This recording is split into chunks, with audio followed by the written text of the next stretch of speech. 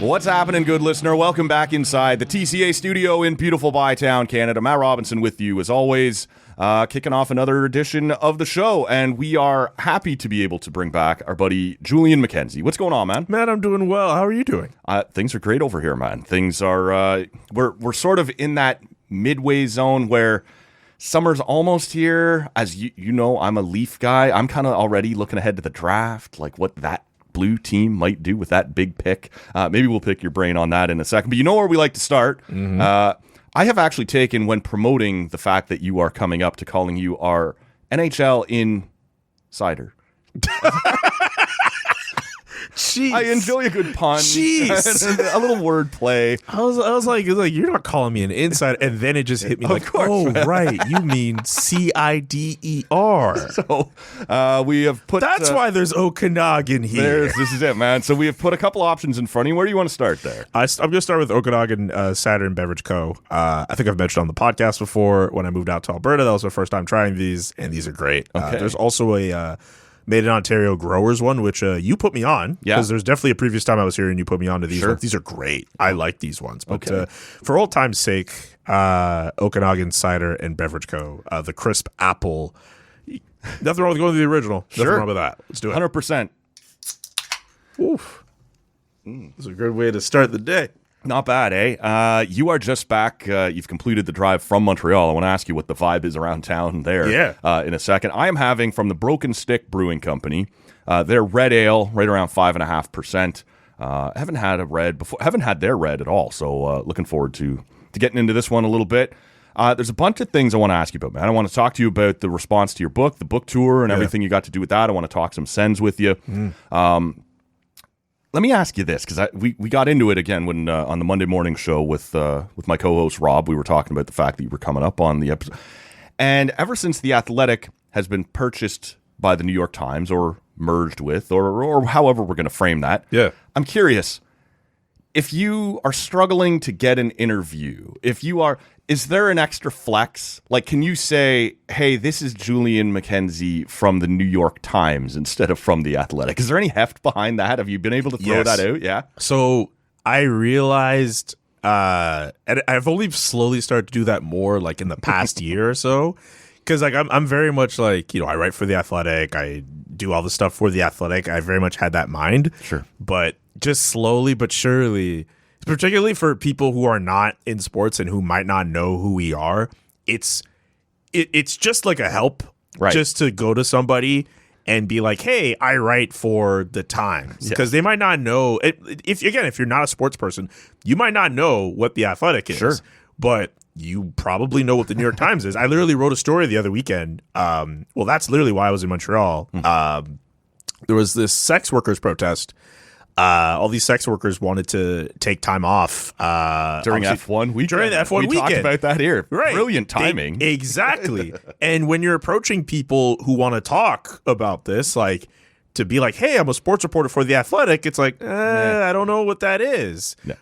Hey, I'm a reporter from the New York Times. Wait a minute. Yeah, definitely. I think that changes a lot. And I think I definitely think it's something to use to my advantage for sure. So it's definitely something that I've propped up a lot more in the last year. I probably should have done that a lot sooner, but it's definitely something I've done more. How did that come off? You were just in Montreal. It was F1 weekend. I know it's a massive event every year, brings people from all over the place. Oh, yeah. We did talk about it a little on the show that this was, if you were ever going to mount a protest or a walkout or a strike quite like this in that industry, this was the weekend to do it. Did they follow through to your extent or to your knowledge?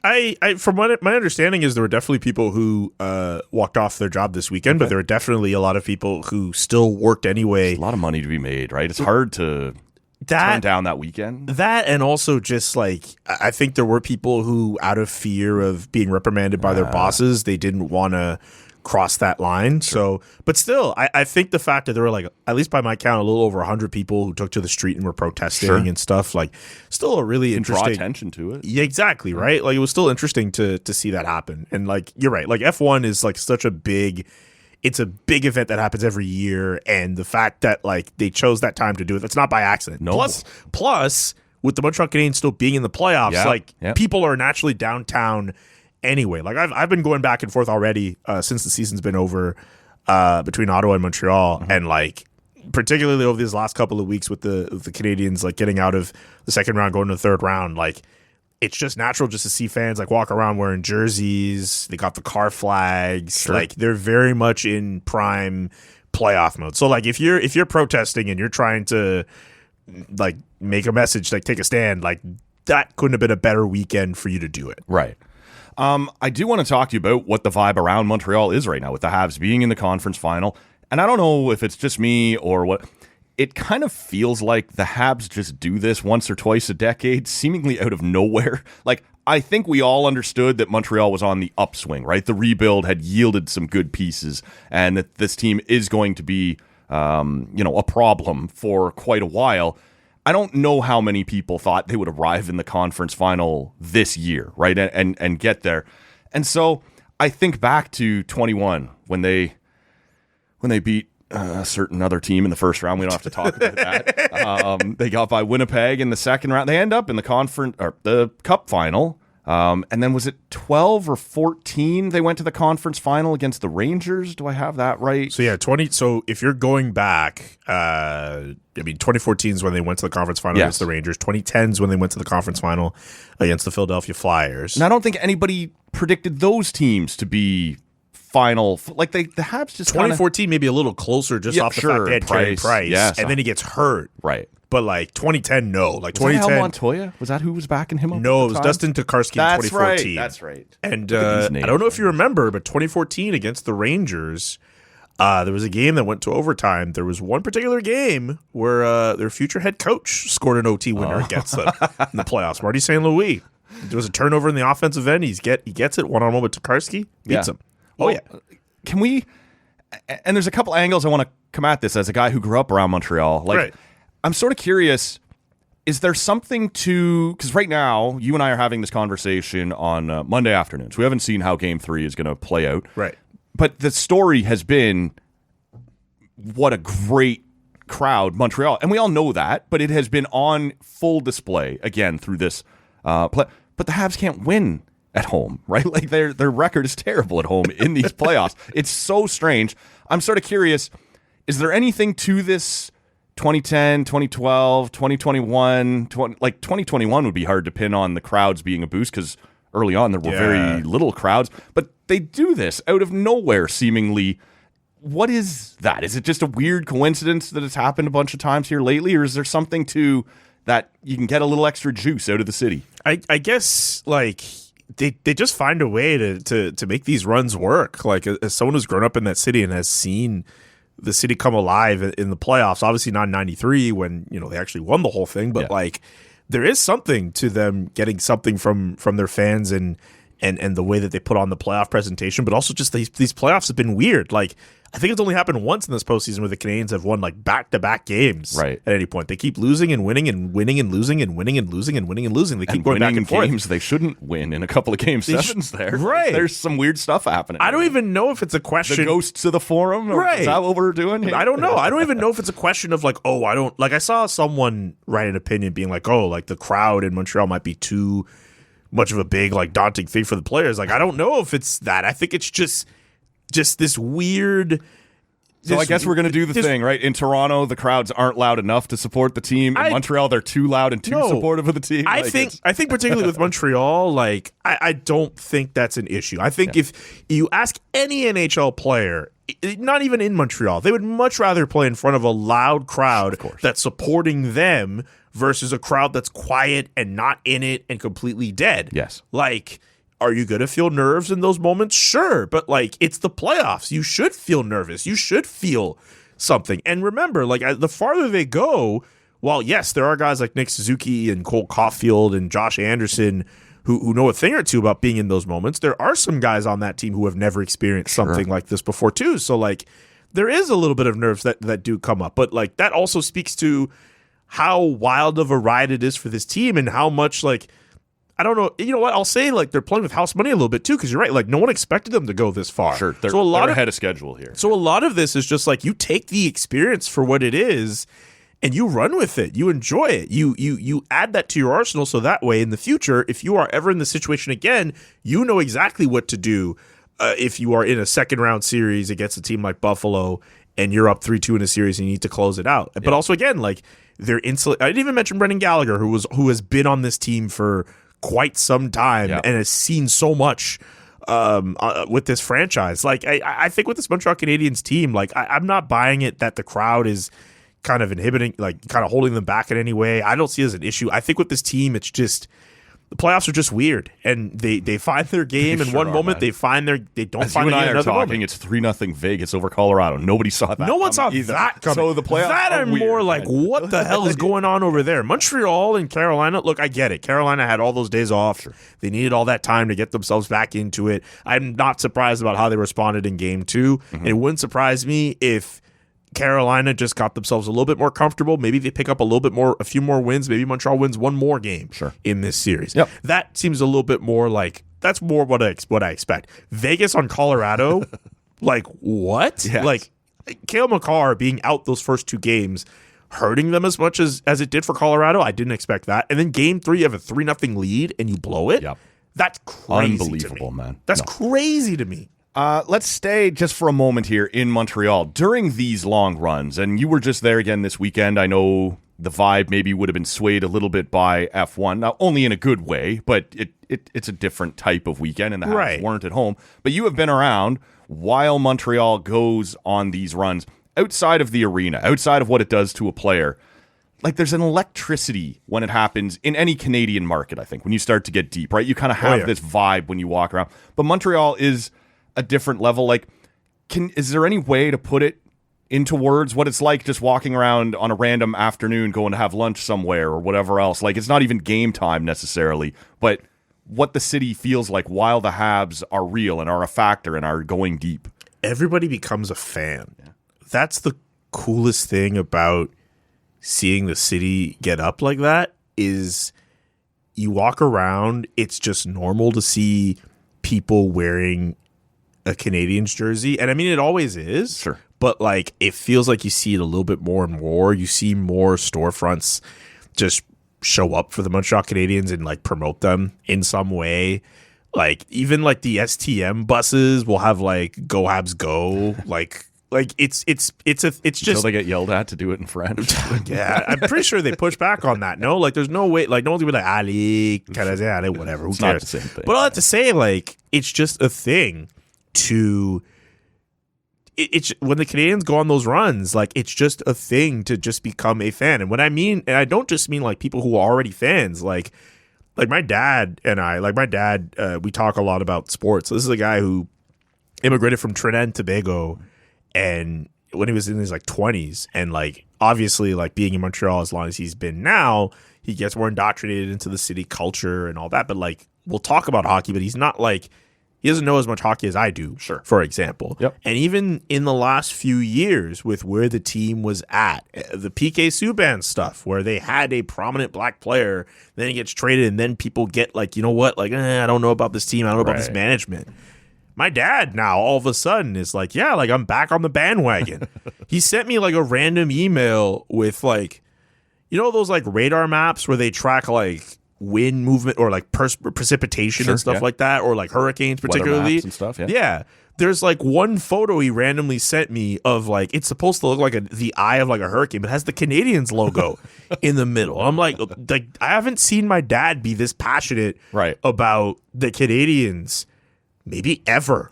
And also like I have 2 younger sisters who they're also not the biggest like hockey fans either.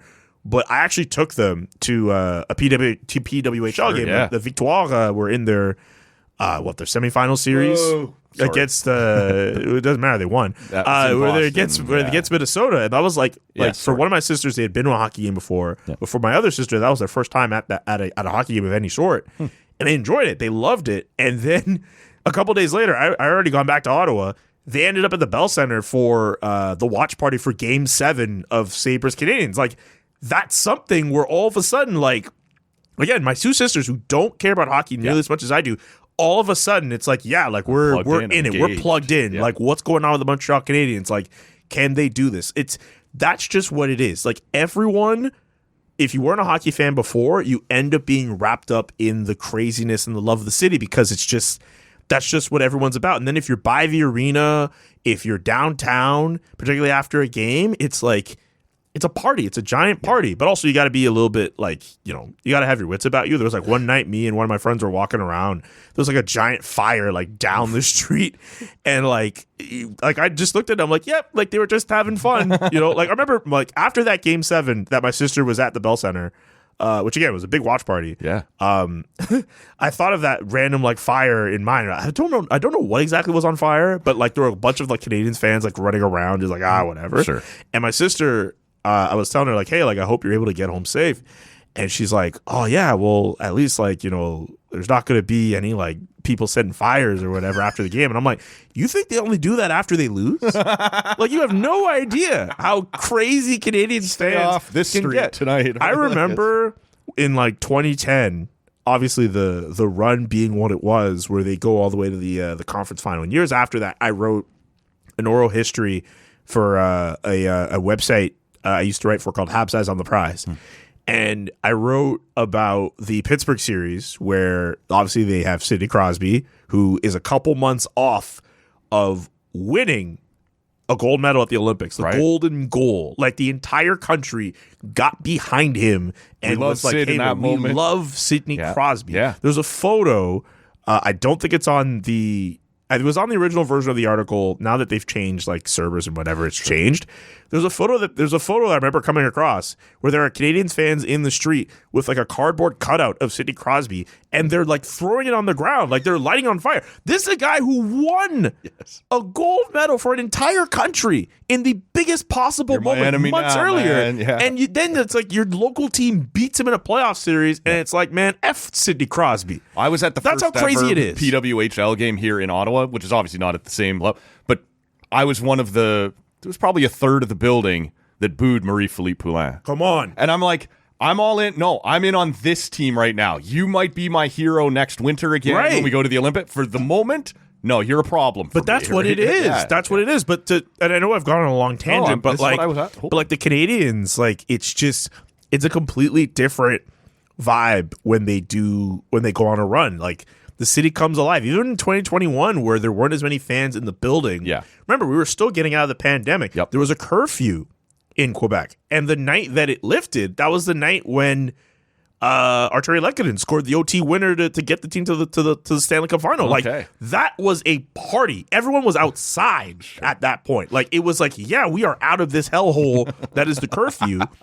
And, like, I'm not a fan of the team anymore, but it's so great whenever I see friends of mine who are still into the team, who are just passionate about the team and are just happy about the city just being lit. Like, that gets me going more than anything. I could give a damn what the Canadiens end up doing at this point. Well, last year we saw it's different, but in a nationwide way, this thing what you're talking about, your sisters are suddenly caring about the Habs or whatever. Like when the Jays got hot last year and went on a run to a World, all of a sudden, people who don't normally watch baseball are watching baseball. Yep. Now they didn't win. The Raptors in 2019, when they got on their run and did win, like you saw these little mini Jurassic Parks pop up across Canada, and there's people a dude were who walked around with the plant. Yes, exactly. After the win. Like you can do that too, but there's something about Montreal that just it seems to have a slightly different intensity to that electricity, or a slightly different feel, right? Like I do think lots of teams can rally people like that, but the feeling seems to be different in Montreal. I think it's just because, particularly for a generation of people like the Canadiens, like it's a religion to certain people. It's not to say that it's not a big deal in other markets too. Obviously, if you're a Leafs fan, you're in Toronto, like that's everything to you. My God keeps punishing me if it's a religion. I don't know what I did. But God gives have you not smited me enough yet? God gives his toughest battles to his strongest soldiers. I appreciate that, sir. But I also think that I think just because of how the Canadiens are embedded into the city and the province's identity, it's like this cool symbol of like it's more than just like, oh, you love this team. Like this is an emblem of your city. Like that's why I think the intensity is as raucous as it is, and why people Quebec get has a behind the different independence as a province than Right. most. Like already, if you're in Quebec, like if other people are looking at you from outside looking in, it's like, oh, you're the other. You guys speak French. You guys are the Frenchies. You guys are like, you don't run into many people who say, I'm proud to be from Ontario. Like, I'm not upset to be from Ontario. I'm a proud Canadian. But most people don't grab on to their province necessarily as an identity. Where Quebec, we're kind of our own thing here. We are different in a lot of ways than the rest damn it, of the they almost split from the whole country. There's a whole bunch of people. And the Habs are a symbol of that thing that we do here, right? Exactly. And so maybe there is an intensity of rallying around that. I also think, and I think this to go back to your initial point about like how this rebuild has like accelerated, like there are pieces on this team that are like cool. Like if you're a casual like hockey fan, like Cole Caulfield's a small guy, but he can score 50 goals. He wears 13 for Johnny Gaudreau. I'm having a hard time watching these games with my mom, Julian, because she's starting to fall in love with Lane Hudson. And my mom Lane Hudson is this small dude with all this skill in the world. He's a cool My mom's player. a Leaf fan. We don't do this. We don't cheer for the Habs, Mom. But when you play for like a big market and you play for like a team that is recognized as like an enduring symbol in the National Hockey League, an original team, like the platform's bigger. People respect the Canadians and what they have. So like if you're a guy like Caulfield, if you're a guy like Hudson, if you're a guy like Nick Suzuki, that attention and Ivan Demidov, like I know in the playoffs it's been a bit of a different story, but like when he joined the team, it was like, whoa, like this guy has all this skill. He has the whole package. Like we were tracking his flight into Toronto, bouncing off. Like it was a big deal, man. I still think people who were upset about the flight tracking thing, I'm like, I'm sorry. You have to understand that if you look in the DNA of the Montreal Canadiens and you look at some of the best players who've ever played for that franchise, skill, talent, goal scoring is like a huge part of what they're about. And when you look at those teams from the 2000s and the 2010s particularly, some teams that were able to go on some runs, but not a lot of guys who had the talent of a Demidov, of a Lane Hudson, of a Cole Caulfield.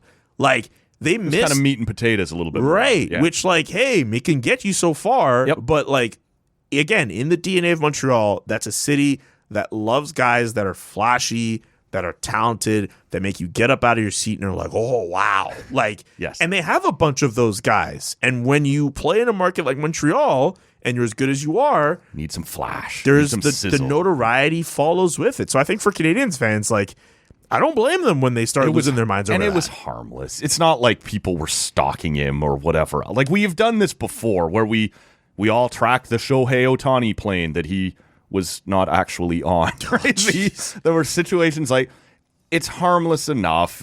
I don't think it got too out of... Look, is it a little silly as a hardcore sports fan? When Didier Drogba joined the Montreal Impact in MLS in like 2014 or 2015, I wasn't there at the airport that day, but there are people like literally on the steps like trying to get a view of Didier Drogba, this international football star. There are people playing drums in the airport, like awaiting his arrival.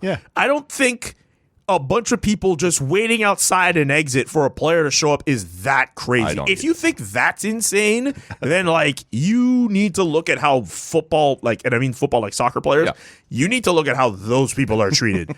Could you imagine if Cristiano Ronaldo wanted to come to Canada and wanted to come to Montreal? Do you know how crazy 100%. Things would be? Real Madrid, when Real Madrid came to Montreal, I remember following them around a little bit. That was insane. People were like, holy crap, like, they didn't even have Cristiano Ronaldo on that team. People were losing their minds for Eden Hazard. And I'm supposed to sit here and be like, whoa, man. Settle a small down. little crowd of people want to see Ivan Demidov. This is too much. Man, like, there's nothing. Enjoy life. That Have is a little nothing fun. by comparison, as far as I'm concerned. And, like, if this was for any other super talented player for any other franchise, if the Ottawa Senators were able to get the best KHL guy you could sign who could score, literally you put him on an NHL team and he'll be able to score 30, 40, 50 right away. And Sens Buzz and Uncensored and Jack Richardson and Locked On Sens, or all those guys are at the Ottawa airport crowding in, be like, yo man, like we love you, man, we want you on this team. Those are fans. As long as you're not like accosting the dude, right? It's fine. I find when people gatekeep that stuff, it's like, You don't know what you would do if a talented player was on your team and he found and you were excited about that. Let people be excited within reason. Yeah, no, but let people be excited. I find people. We don't need to gatekeep how excited fans should be. Obviously, within reason. You fan how you want to fan. I'll fan. Fan how you fan. As long as you're being responsible and you're being cool about it. Don't be we're already all weirdos as sports people. Don't make it worse. Let me ask you this just before we move on to other things here. As the Habs are the last Canadian team standing, when you were younger and before you kind of dropped your fandom as you moved into the industry, could you get on side when the Flames went in 2004 to the final, when the Oilers went in 2006, the Sens in 2007, it was the Canucks in 2011? For me, I have a hard time buying into the last Canadian team thing. It doesn't work for me. But if there's a team I like I liked that Flames team in 2004. It was a hard work. The Oilers team in 2006, I liked those guys. Yeah. For whatever reason, I didn't care for the Canucks. In 2000, I certainly didn't care for the Sens. In 2007, I didn't care for the Habs in 2020. I'm able to pick and choose. It's not they're the last Canadian team, so I have to. But for a lot of people, they do look at it that way. You're the last Canadian team standing, and I want the cup to come back to Canada. And so people kind of get on board that way. Was that you when you were a fan? Do you think Habs fans...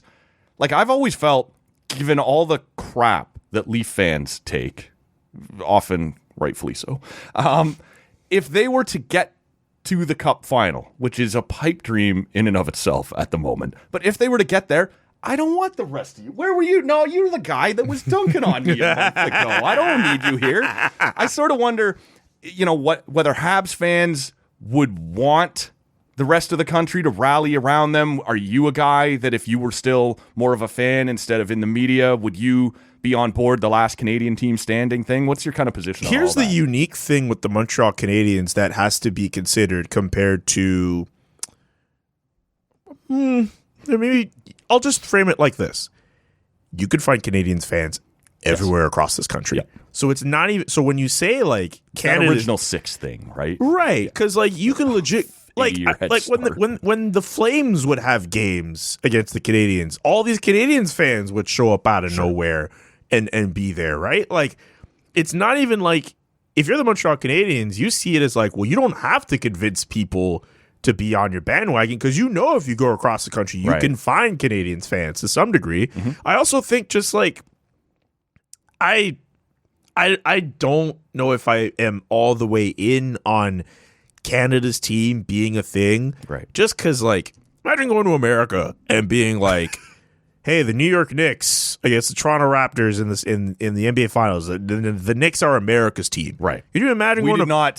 We saw in October America rally around the Blue Jays. Yeah, we hate the Dodgers. Could you imagine? We all hate the Dodgers. Go to an American and be hey, the Los Angeles Dodgers are Americans' team, no, man, and they are our only hope to keep the World Series in America. Canada, yes. What? No, I don't necessarily subscribe to that. Yeah. Have I cheered for Canadian teams in the past when I was more of a fan? Absolutely. 2011 is a perfect example. I wanted the Vancouver Canucks to win because I could not stand seeing the Boston Bruins win a Stanley Cup championship. That's how I feel now, but the Bruins hadn't hurt me so many times yet like they have now. The Bruins, I still maintain kid, to this day, that 2011 playoffs, the toughest series the Bruins had was that first round series against the Canadiens and not the Canucks. Yeah. So for me, I always look at that and I'm well, damn, if the Canadiens won that series, who knows what those playoffs would have been like. In 2007, I kind of remember rooting for the Sens just because I still was in that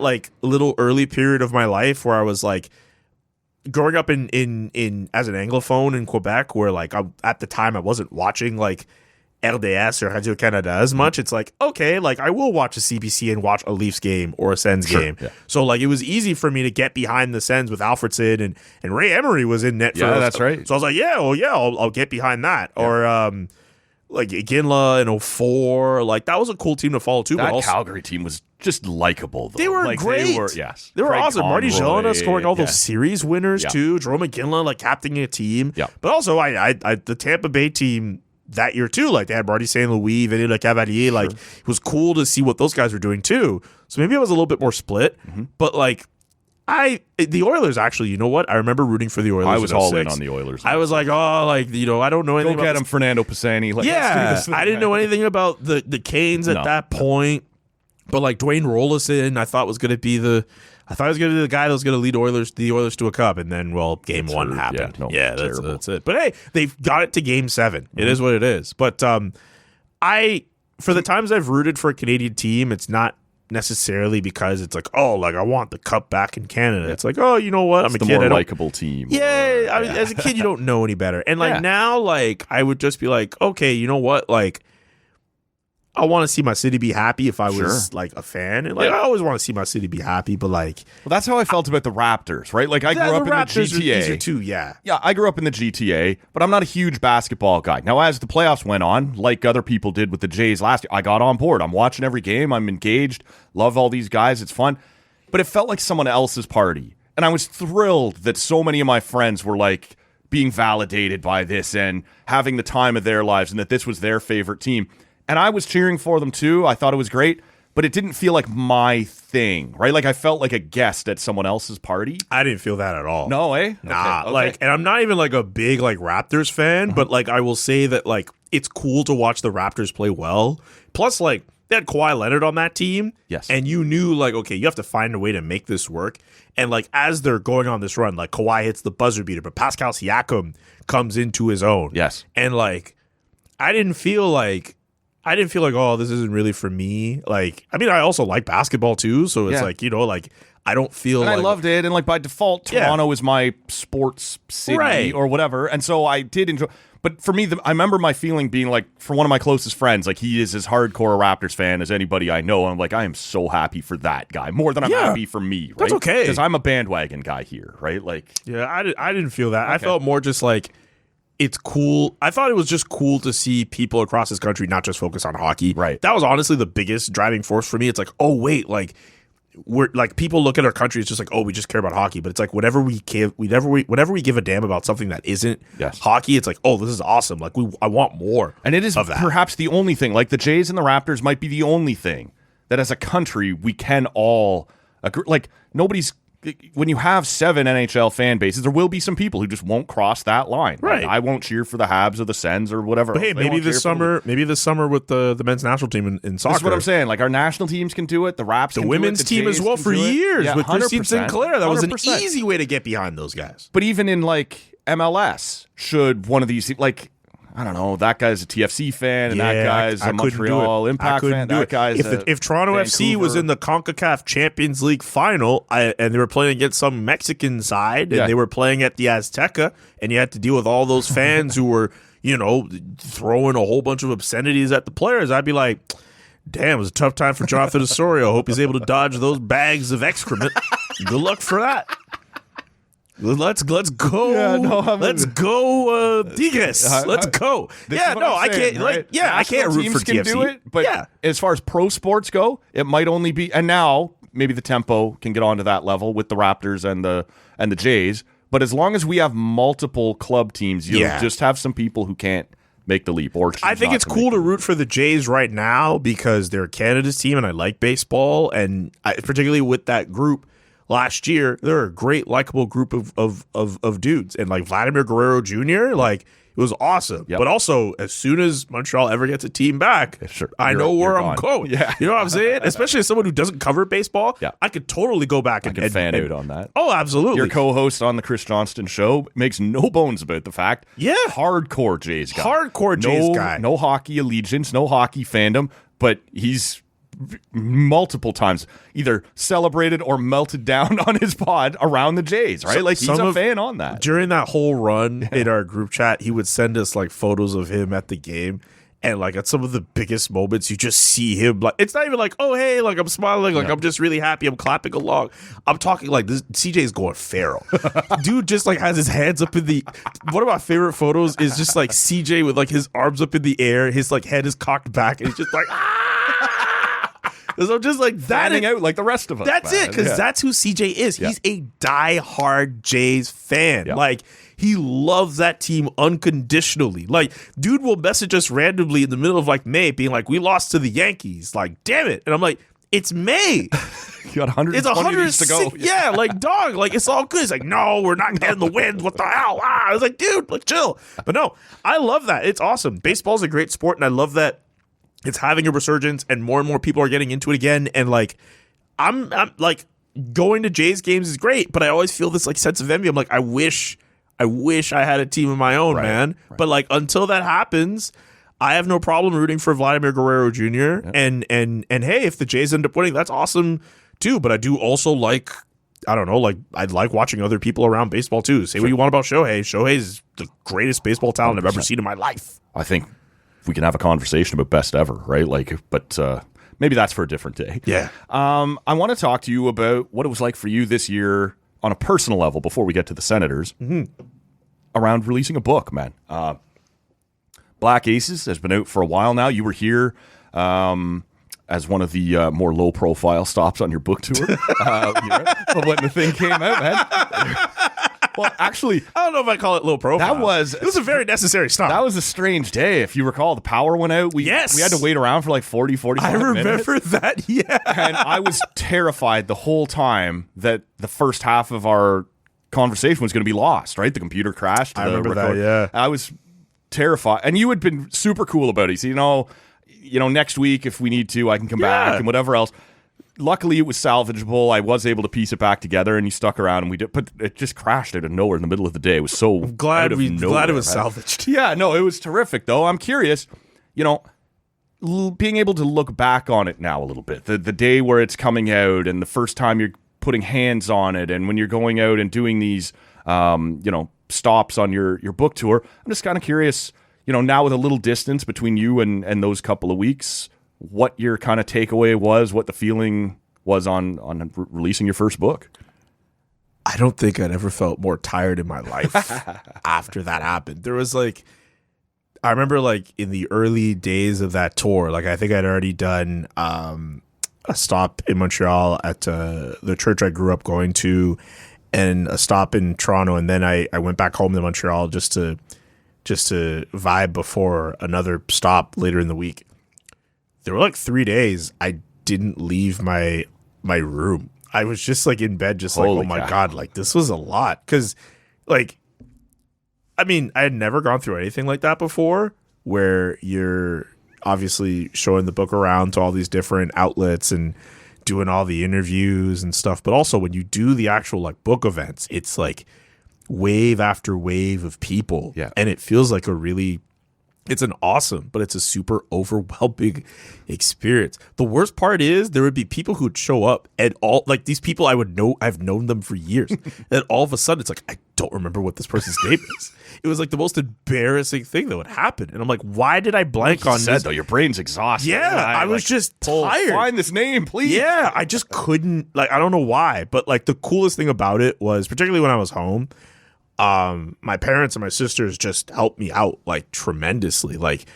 Particularly when I was doing events at home, they would just be hey, we're right here. We got some books. We'll make sure we're collecting money for whoever wants to buy. What's funny is my parents, I tried to make sure that they were getting their, actually, you know what? I wanted them to have their own copies. I would get advanced copies of the advanced reader copies. And then we had the hardcover copies. And my dad insisted, no, I want to go to a bookstore and I want to buy a book for myself. Right. And my mom eventually did the same thing. And I remember the first event we had, I only had 40 books. And I thought okay, that's going to be enough. I don't think everyone's going to want a book. But what happened is that all these other events were plotting out.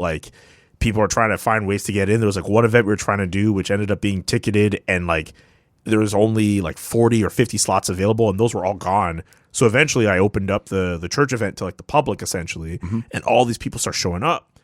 And one by one, people are trying to buy books, and there are certain people who are going around being just imagine an old Jamaican auntie in church would be I taught me I gotta get my own book. And it's no, you should have been in line. But what ended up happening was my parents started started seeing the lines. They're hey, I know we're running low on books here, but take my copy. Right. And I'm like, oh my God, like my parents are giving their books like away. Like it's happened at least more than once where like we've had something and it's like, hey, like I have a copy, like don't worry about it. Like you can have it signed, whatever. Like you could have it. We'll get our own. Like that was super cool. But just having the support of them really made the experience a lot easier. But also just like being able to go to Toronto and do events there.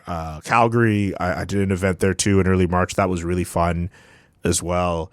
I have family in Calgary, and I have a cousin who has a restaurant of his own there, and I was able to camp out for like 2 hours and sell some books, and it was awesome. It was overwhelming, but in a really cool way, just because I didn't expect all these people to want to buy the book and express some kind of interest in the book and in the project in any way. And now I feel like I've been slowly getting myself back to like thinking about like, well, how else am I going to promote the book? Like I know they're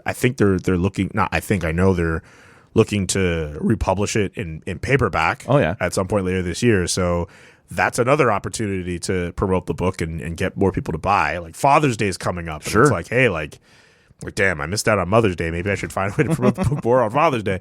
But like now I'm starting to like get back into that mode of like, you know, trying to get people to because your attention would have been split. I got a day job here to do covering the Sens. Yeah. Now that you've got a little bit of room to breathe, yeah. You know, how do I kind of put it out there again? I had people for like a month be like, so how's the book tour? And I'm like, I was in Carolina for the playoffs. Like I'm not doing any book tours right now. Like yeah, I remember for a while, my dad was like, yeah, man, you know, when you get back from the playoffs and stuff, you know, we could start planning out some dates. I'm like, what do you mean we, Dad?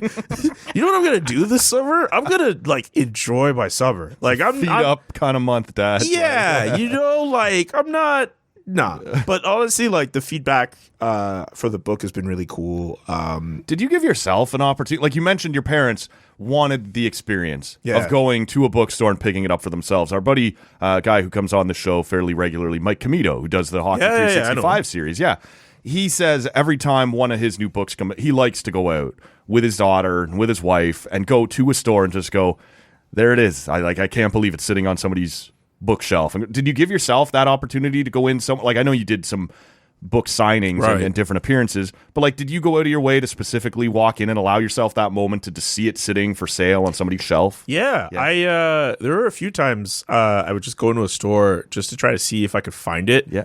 And I would go to like the person in the front, be like, hey, like, do you have this book? And like, I wouldn't tell them like who I was or anything.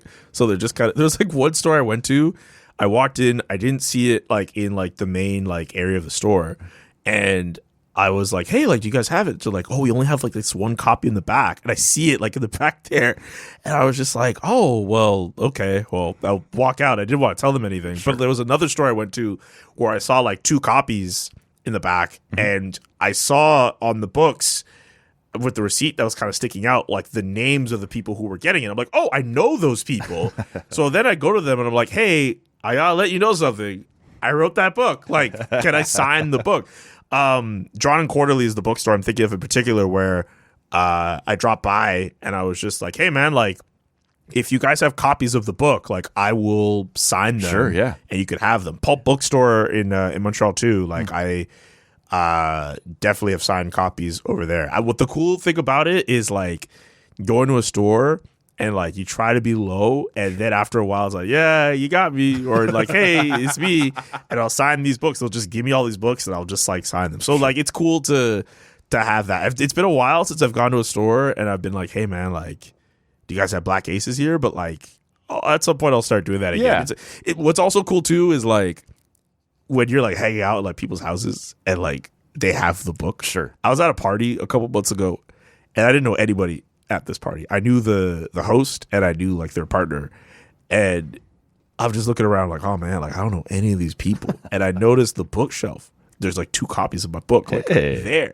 So basically I would just like, hey, like, what's up? And like, they'd be like, oh, like, what do you do? And I'm like, oh, hey, like, I'm a journalist. I wrote that. They look over there. And eventually, like, I got to know like half the people at this party because they were like, oh yeah, you're the guy who wrote that book. Like, it ended up being a really cool party trick. It's a bit of a conversation starter. It's a good conversation starter. Yeah. But like, I hope I never get over the feeling of having written a book. It's something I've wanted to do for a really long time, and I'm really happy that people have been receptive to it. And like the last time you were in here, you and I talked about the nature of the book, allowing it to be, I think we called it a choose your own adventure. If you wanted to, you can pick whatever you want to start where you want and work your way through it. I'm sort of curious, was there one chapter that people would bring up to you more often than the rest, right? Now that you've had some feedback, like that you noticed more and more, or more than certain others being brought up, being like, that was such a great story, or I was so glad you spoke to that. The Jerome McGinley one, probably. The PK Subban one, for sure. A lot of people have brought that up. I mean, I think the Herb Carnegie chapter, the second chapter, I think like probably some of my best writing for the book is in that chapter. I would say some of those, but I've had people say like, actually, I think of one of my sisters, Kayla, who, again, not a hockey fan. She told me straight up at one point, like, I wish like a book like this was out like so much sooner, or else I would have like liked the sport more. Sure, yeah. But she also appreciated, even though again she's not a hockey fan, like she appreciated the fact that like there were women who you could find in the book, like a Sarah Nurse or an Angela James or a Blake Bolden. Like it was cool for her to point that out, and it's always great whenever any woman comes up to me and says like, hey, I'm glad that you were able to focus parts of the book on different women in the game, and I thought it was really important to do that. 100%, man. It was a terrific read. Thank you. Still highly recommend. We'll link to it again in the show notes here. Thanks, man. Congratulations on the success with it. I am hoping your dad will ease up on you a little bit here this summer and allow you to put your feet up. I'm putting my foot down on that. I'm not doing anything crazy. I also think too, just with like the paperback, we're working on that. Like I think it's just gonna be a much easier time to just like, if I want to do events with that, like do it around the time whenever that comes out. What's the itch like having done it now? Will there be, maybe not right away, will there be Black Aces 2? Are you interested in writing I want a bigger project than that. Like it'd be like if someone is like, hey man, like Black Aces 2, like I think about it, but like it'd be cool to do something a little bit more ambitious, like a little bit more like higher scale as a project. Like it'd be cool to profile like a really high profile athlete, whether from Canada or the United States or wherever, and like write like a book on their life or co-write an autobiography with them or something like that. Like I don't know if I have the itch, but like I feel like in terms of like, but you'd be open to doing it again, but also like book. I'd be open to doing a lot of other different projects too. Like my itch, if anything, is like, what's the next big project that I want to work on? Because like I don't want to just be known as the guy who writes stuff at The Athletic or chops it up with Chris Johnston on the podcast. Like I want people to know me as someone who can create all different types of content. Something of a chameleon. Sure. Like someone who's able to do all these different types of content. So like whether it's a book or a documentary, whether it's video or audio or otherwise, like I want that to be the next big like itch I have to scratch. Okay. I like that, man. Keeping your options open. Yeah, I don't want to just limit myself to just being an author. Like I want to do. I know I can do more things, and I want to show that. Let's take a break here. We'll come back, and you can show us that we can talk about the Senators here. And it was a fascinating year for the Senators. So we will take a quick break here. Oh, that was kind of quiet. Oh yeah, well then it'll be a quick segment. But I have a feeling not so much. We'll be back in just a moment. All right, guys, Matt here after the fact, and you probably saw this coming if you've been around the show for a little while. Julian was incredibly generous with his time. We didn't even yet get into any of the Senators talk, anything that went on around Ottawa yet this year. So there is still quite a bit of conversation left to come, and we're going to press pause on it right here. And we will circle back with the second half of our conversation with Julian McKenzie, all about the year that was, around the Senators, everything. Look, you guys know the major storylines. We'll get into it. And plus, what the Senators need to do in this upcoming offseason. So we will drop that for you in a separate episode of the podcast, and we'll give that to you on Thursday morning. So stick around for that. Hope you enjoyed this. Like I said, it's really easy when Julian comes in here to get off on a tangent, and he's such an easy guy to talk to. He's got so much going on. Love to pick his brain on. Like I said, when you got somebody who grew up around Montreal hockey culture based on everything that's happening right now with the Habs in the conference final, it would be silly not to take advantage of having him around here and just asking, what allows Montreal to be so much different than the rest of this country when your team's on a deep playoff run. Anyway, all of that was a lot of fun to talk to. We say thanks to Julian McKenzie for that, and there is lots more still to come. Like I said, all things Ottawa Senators on the Thursday morning edition of the podcast with Julian McKenzie from The Athletic. But until then, hope yous are all doing well. My name is Matt Robinson. Thank you for listening. We'll see you Thursday.